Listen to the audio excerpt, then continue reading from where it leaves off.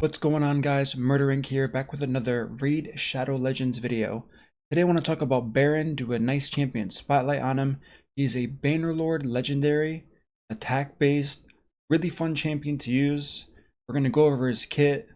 You have him if you just pulled him from the 2x event, congratulations. I'm going to show you, in my opinion, the best way to gear and use this champion in all content. So let's get right into it. For his skills, we have an A1. Attacks one enemy, will attack all remaining enemies. Any surplus damage if the target is killed has a 10% chance to unlock the secret skill Sky Piercer for 1 turn. On the A2, we have attacks one enemy, places a decreased defense debuff for 2 turns. The debuff is guaranteed. This is kind of another way of saying cannot be resisted. I'm not really sure why they worded it this way, but that's what we have there. Has a 20% chance of unlocking a secret skill Sky Piercer for 1 turn. Moving on to the A3, Righteous Charge, attacks one enemy. Damage increases according to the number of buffs on this champion. Has a 40% chance of unlocking secret skill Sky Piercer for 1 turn. So now the skill we've been talking about this entire time, Sky Piercer. This can be unlocked from the A1, A2, and A3. Highest chance being on the A3, followed by the A2. Lowest chance being on the A1. Attacks all enemies, deals pure damage. First time we've seen that kind of text in a tooltip, so that's very interesting there. We'll ignore shield and block damage buffs. He also offers an aura that increases allies' attack by 33% in all battles. Moving on to how I geared this champion, we have 30,000 health, just under 6,000 attack, 2100 defense, 150 speed, 101 crit rate, 240 crit damage. Resistance, accuracy don't matter for this champion, so those are the stats we have on him. I really wanted to deck him out for this video. Ton of fun. Let's quickly go over the skills. The A1 is pretty much what I'm going to highlight the most here.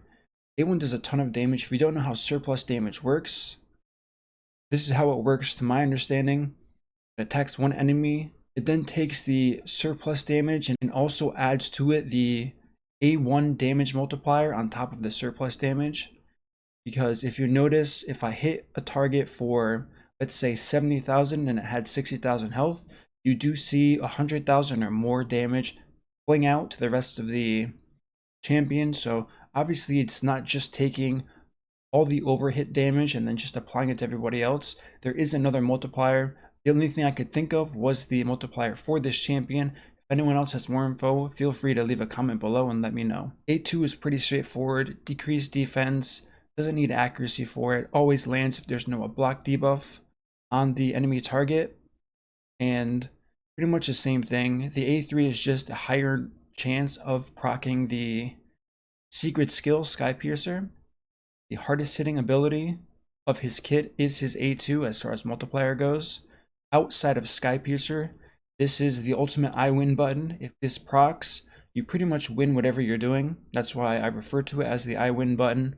Things like the counterattack mastery, ally attack, a normal counterattack, all of these things can proc Sky Piercer from the baseline 10% chance to unlock the Sky Piercer skill. One thing to note that probably isn't working as intended is if someone uses an ally attack and the target dies before Baron gets a turn, it still triggers as if he used his A1, so it gives him a 10% chance to unlock the secret skill. It may not happen while I'm shooting this video, but if you have him and you have an ally attack champion, usually you want Baron to go last to make sure that he is the killing blow. Sometimes, for me especially, I used to run Inithwi in a comp with him. Inithwi would kill the target. However, even after he killed the target, I would see hidden skill unlocked in text floating above the screen, meaning Sky Piercer was unlocked, and the AI actually triggered a code in the game saying that Baron did use his A1 trample, even though it didn't actually happen. So really cool piece of information to know. You can absolutely use this to your advantage. So without wasting any more time, let's get right into showcasing what this guy can do. The first place I want to start, even though this isn't as relevant, I just think it's a ton of fun. You can actually farm 12-3. You cannot do it on auto, but you can spam his A1 over and over again. And he will just one-shot the entire wave. As we can see there, I just did that in 7 seconds. He does have fantastic gear, but let me replay that one more time in slow motion so you can really see the surplus damage in action. As you can see there, we hit for 74,000 and over 100,000 spread, which is why I said the surplus damage is added to the base attack of the A1, making it such a powerful tool. There we saw 280. The damage is ramping up with the masteries I do have on him. I will show the masteries next. So to talk about the masteries, and I kind of slid out of the way so you can see, I ran a typical one-shot build for this champion. Everything here increases damage. If I did fully master this guy, I would be taking the Retribution talent to give him another chance at proccing Sky Piercer. As we can see, we have Helm Smasher here. So if Helm Smasher procs on the A1, killing the target, adding surplus damage, that's a plus. Helm Smasher can also proc on each enemy that the surplus damage does hit, which is why we saw some 300,000 hits and 170 something thousand hits on that campaign run. I wanted to show that before I came into this tree, just so everyone really understood what was going on with Helm Smasher and how the surplus damage works. Now let's take this guy for a spin in Arena. This is one of my favorite places to run this guy because, I mean, you'll get to see, it's just a ton of fun watching the surplus damage really pop off here. So we are going to go ahead and, assuming we get to go, I did put this on 1x speed so we could see the damage a little bit better. We're going to go ahead and hit Rotos here, see what we can do with the ally attack, as well as Baron. As we can see there, the surplus damage did split amongst everybody. Now we can speed this back up and watch the run go. Hidden skill was unlocked there. I'm going to try at some point to get a run where we can see the hidden skill and its true potential. So to keep doing this, just to reiterate my point, this guy's a ton of fun to use regardless of the buffs we have on him. Let's go and try to take out Lord Shazar here. See, unfortunately, we just saw what we usually don't want. There is a chance of him proccing Sky Piercer as mentioned before, but it always sucks when he doesn't get a turn. Alright, so he did proc Sky Piercer. This is a perfect example. We saw that he did not get to go in the ally attack. However, it's still triggered as if he did anyways. Now let's see his A1 with no debuffs on the targets and how much damage we can pull off here. As you can see, 163 to 135,000, ton of damage. This is why I've referred to this as an I win button. If this procs in Arena, it's going to kill anyone except for Rotos if he's not under 50% health, and his passive does proc here. Just to showcase this one last time in 1x speed, since this is so much fun, I really love the surplus damage when it pops off. So let's go after Arbiter here. See if we can get this to go. Beautiful. So as we can see there, completely just one-shot the entire team. That's more common than not when using Baron in your team, if you can properly tune the team so Baron goes last. Now, if you don't know this, really quickly, I'm going to show you. If you want Baron to go last in the order, you want to put him in this 4th slot here. That way, when ally attack is used, the order is the first 3 go, and then Baron goes last, ensuring that he is doing the most amount of surplus damage possible. So now that we saw him in Arena, let's jump right ahead to a dungeon like Ice Golem and see what he can do in dungeons for you. As we can see here, I'm definitely not going for speed right now. Pretty much going to put this on auto so we can kind of watch what's going on here. Actually, let me take it off auto for him to go. Let's see if we can get a one-shot on the Drake here.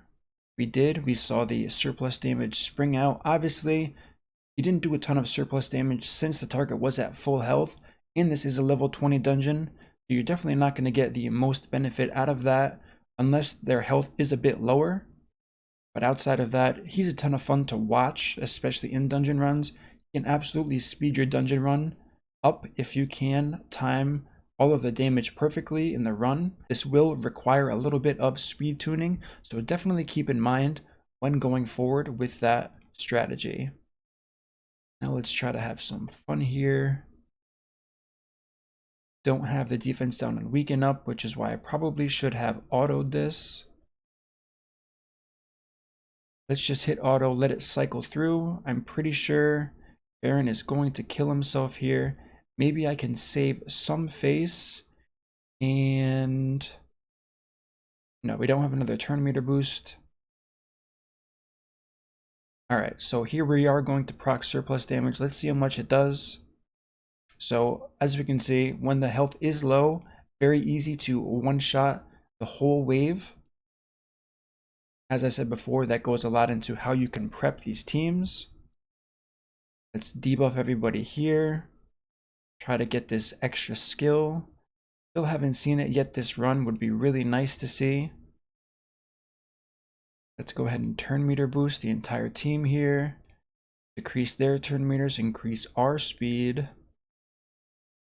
Let's whittle this guy down a little bit more. Apply some poisons to the boss, why not? Hit him with the A1 here. Alright, now let's see what the surplus damage does in a boss environment. So not a ton of damage. I mean, it kind of is a ton of damage. 335 or 55,000 to the boss. As we can see, just completely one-shot the other ad. Really awesome to see. Probably not realistic in a scenario where this is on auto. Who knows how well this would actually work. Alright, so moving on to a dungeon like Spider. This is the first thing I thought of when I saw this champion. How cool it could be. Really take advantage of pretty much getting everyone really low health and using the surplus damage to kind of spiral through every single champion here. So really looking forward to seeing this. All right, let's go and try to kill this one. All right, so we didn't get it. That's really unfortunate. Cycle through these A1s here. It does look like Cold Heart's gonna die. We did not, unfortunately, land a... What do we do here? Let's go for some surplus from him. As we can see from Dragomorph, he has a bit better scaling on his surplus damage since it has to do with the amount of debuffs on the enemy target, which is, as you can imagine, huge. So let's once again go for the surplus hit on this Spiderling. So that did happen. We did one-shot the entire wave. Really cool if you can get this rolling. It was unfortunate that the defense down did not land, so Cold Heart did not do a ton of damage. We do have the HP burn coming off cooldown shortly, so that should absolutely help. Let's re-debuff everybody. Here, let's go for another one-shot wave. Alright, so not everyone died that time. Alright guys, that concludes my video on Baron. Really hope you enjoyed it. I really like this champion a lot between the surplus damage and the Sky Piercer I win button. That's awesome for clearing waves, one-shotting your arena team, so on and so forth. If you are going to gear him, I highly recommend stacking attack, making sure he has 100% crit. Don't worry too much about crit damage. Attack scales much better. And I have been noticing more often than not, people are going for 280, 300% crit damage. You really need a ton of attack to justify the most out of getting that much crit damage. So I highly recommend, not just for this champion, but for other champions in the future, really focus on getting your attack very high. I'm at a very healthy spot right here, as we can see. So this is kind of a general stat tip for you guys. 6,000 attack, 240 crit damage. The benefit to both of these stats, where I have them currently, is very close to each other. Crit damage may be valued slightly higher, but still, a lot of people are running 4,000 attack, 280 crit damage. Attack is very highly valued there, so adding more crit damage to that will not get you the most out of your champion. So once again, I really recommend you focus on attack on most of your champions from now on, just to get into the habit of looking at that relationship between attack and crit damage. Once again, thanks a bunch for the support. If you like this video, smash that like button, subscribe, turn on the notification bell so you are aware the next time my content comes out. And until next time, my friends, peace out.